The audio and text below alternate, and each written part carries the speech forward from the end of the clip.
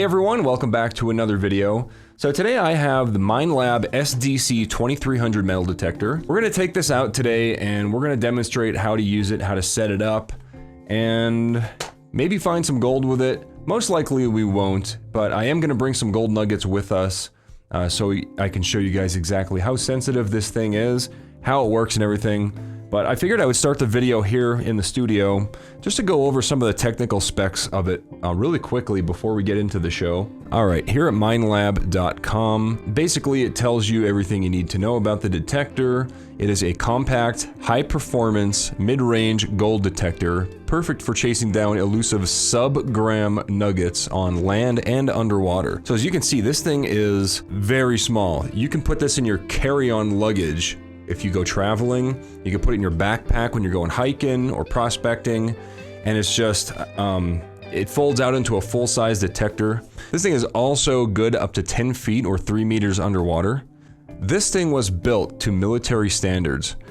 It's pretty much indestructible, compact, it folds up to 8.5 inches by 15.7 inches. Fits in the carry-on luggage in most backpacks, like I just said.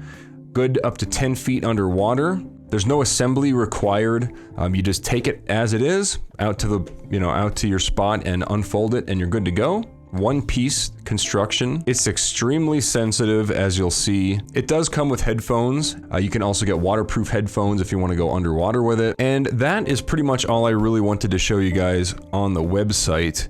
So we're gonna take this thing out to the field. We're gonna swing it around. I'll show you guys how I set it up. And if we're lucky, we'll find some gold, but I'm gonna bring some little sub-gram gold nuggets out just to make sure that I can show you guys how this thing sounds. All right. Oh, and you don't need headphones with this. You can actually just use it without headphones. It does have a speaker. I'll probably be using it without the headphones just so you guys can hear what it sounds like.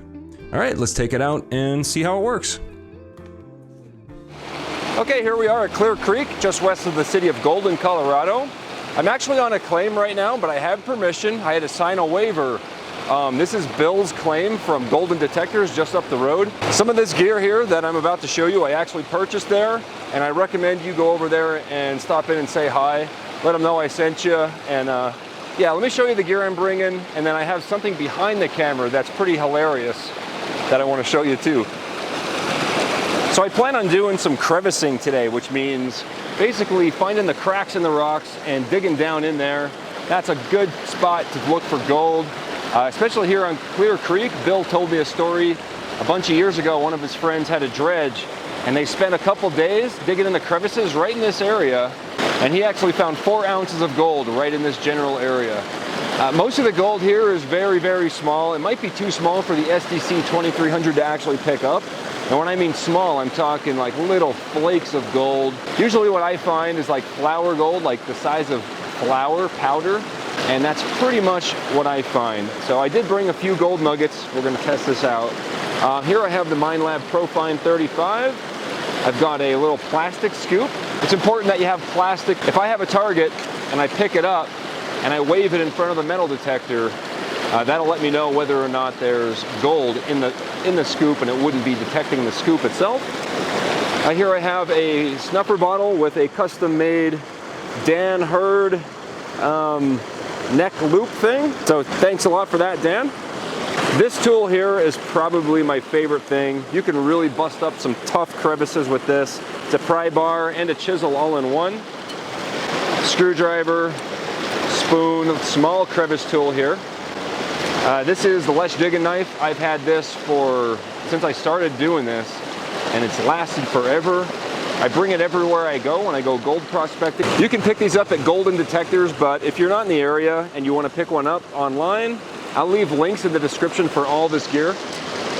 Maybe not the spoon, you just go to a thrift store and find a spoon and a rock hammer. Also, I got a pair of water boots and some water so I don't die. All right, I have the camera turned around now, and I want you guys to look closely. Can you see it?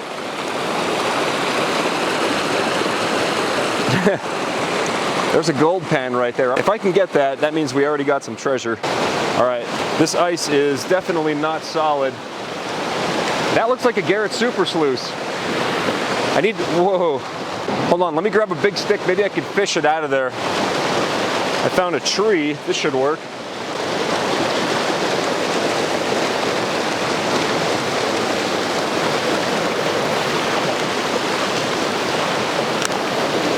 Oh, not good. Great. Okay, I got a stick that I think I can use to fish this out of here. If I don't fall in the water, I don't think it's long enough actually.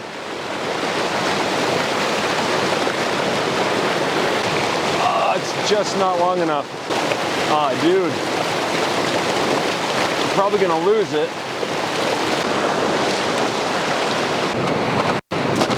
All right, I got one last solution here. Nope. All right, I got a bigger solution. There it goes. Now it's really stuck. It's still under the water over there. All right, last attempt. I got my water boots on. It's even further back than it was before, and this water's pretty deep, so I'm probably gonna fill my boots here. I don't think I'm gonna be able to get it. I do have a wetsuit in my truck. That's gonna fill my boot. I already have 3 Garrett Super Sluices. I think we should just continue on with the video. All right, so first of all, I'm just gonna show you how easy this thing is to transport and turn into a metal detector. It just unfolds like this. This part flips up, just like that. That's your handle. This is your armrest right here. That slides back. So now, that's how you hold it, right? Now, it extends like this. Your coil, and you're ready to go. And you're ready to go, just like that. All right, so how does it work? So setting this thing up is extremely easy. You got your on and off button and your discrimination, okay? Turn it on, you pull up and you turn. This is waterproof, so there's little O-rings underneath, so you have to pull up and turn. You'll hear it firing up. There's a little speaker right there. All right. First thing you want to do is set this up for frequency. This button right here is your frequency button. You want to press that. This machine is now running through all the different frequencies, trying to get the best channel in this environment, because we have power lines and we have cars and there's airplanes and stuff around. This is picking up the best frequency for us to get the best chance for gold. This runs for about 55 seconds, I think. Now we're on to our volume or our threshold button. It'll start out at 1. Every time you press it, it's going to get stronger and stronger. 1, 2, 3, 4, 5, 6, 7, 8, 9 little LED lights. Right now it's on maximum. Now we're going to ground balance. All you do, put the coil to the ground, press the green button, and you're going to pump it up and down until you can't hear any more variance in the pitch. We're going to turn the sensitivity up a bit because there's already no wobble.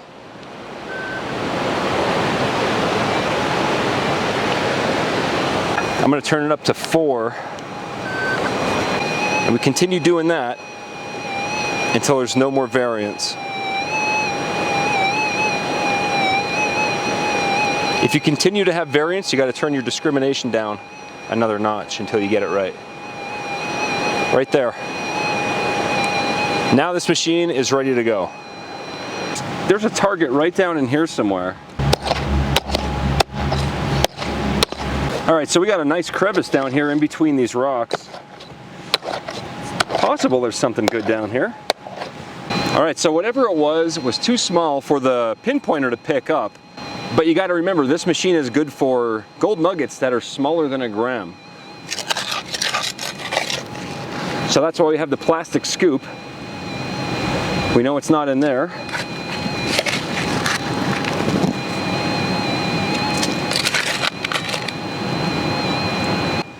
You know, it's possible that target could be under this big rock right here. I might have to move this out of the way. I mean, it's a big rock though. I don't think I can move it. I might be able to dig under it. I'm gonna go ahead and shut the camera off because I have a lot of excavation to do here, but I'll keep you updated. Well, that took a lot less time than I expected. I shut the camera off and I instantly found the target here. All right, so I'm just gonna take half of this, put it in my hand, and we know it's not in my hand. Take a half again. So now I know it's in my hand. Or I dropped it. Yeah, I dropped it, of course. Oh, I think I see it.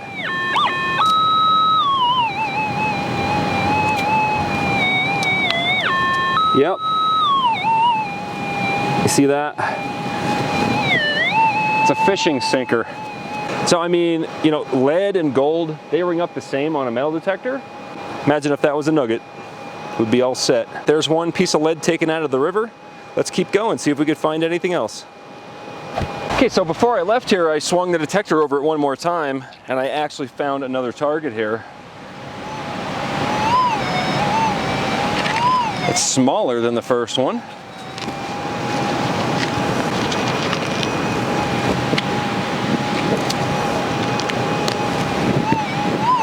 It's in here. I think I see it. Is that it? Yeah. Ah. It's just a little tiny, just a little piece of metal there. Little piece of shaved aluminum. All right. Just remember though, for every 100 targets you get out here, especially on a public river like this where people party and stuff, maybe every 200 targets, that's where you're gonna find your gold. So I mean, worst case scenario is we end up cleaning trash from the river, which is something that is good for the environment anyway. I'm gonna swing over this hole one more time. If there's nothing here, I'm gonna fill it in and we'll keep going. Seems like there's another target here. All right, if it's something interesting, I'll keep you updated. So one thing I should mention, while we're digging this stuff out, we're finding lead, we're finding metal. That means that other metal can be down in there as well, such as gold. So all this stuff that we're scooping out of here, if there's no target, doesn't mean there's no very, very, very small gold in there. So we're gonna keep that, throw it in a pan, and then we can pan that stuff out later, and maybe we'll get lucky. All right, I got a nice full pan here. I'm curious to see if there's actually any gold right here. I'm pretty sure there's going to be. All right, this looks like a good spot to pan right here. All right, I'm gonna take these gloves off. No need to get them wet.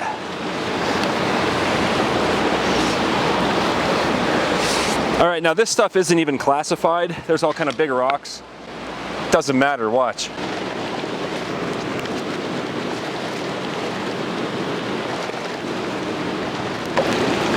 All right, we got some black sands in there. Good chance for gold. Maybe just a little piece of flower gold or two, but you never know, man. Yeah, that's all black sand right there. I'll bring it over and show you guys what it looks like. All right. All right, let's spin this back and see if there's any gold in it. A lot of black sand. I do see gold. I see two flakes right there. Very small. I don't know if you could see them in the camera. Yeah, there's some flower gold in there. I can see it with the black sand. Right at the very top there. Let me see if I can zoom in on that for you. Right there's a little piece of flower gold. There's probably more in there. Yeah, there's another flake. A couple pieces. That's pretty good. A couple little flakes. Almost no effort. Yeah, it's pretty much worthless, that small amount, but I mean, if you ran a dredge out here or a high banker or something, or if you just did this all day for fun, like I like to do, you'll get gold all day. I'm just gonna grab all of this black sand, everything with the snuffer bottle, and when I make some pay dirt bags pretty soon, this will be included in that. The black sand makes panning more challenging. You can see here, man, this is like a lot of black sand. All right. Now this video wasn't meant to be like a, treasure hunting video. It's more a demonstration video. So I brought a couple gold nuggets with me. I just hid a gold nugget right here. It only weighs 0.2 grams.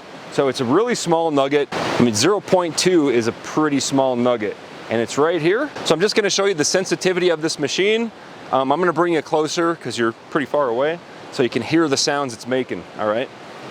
All right, let's turn the machine on.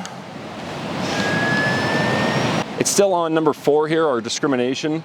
Now, I didn't really talk about this much, but of course, the higher you go, the more sensitive it's gonna be. And once you get down here, you could actually crank this all the way back to this side.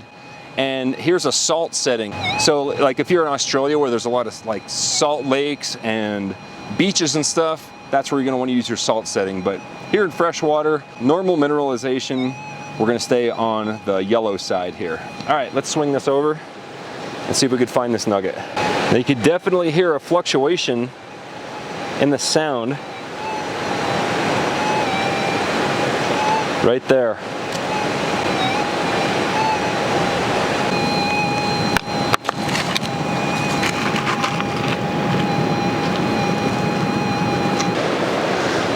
All right, my battery just died, unfortunately, but you can see that we were able to recover that little gold nugget right there. Nice small nugget, 0.2 grams.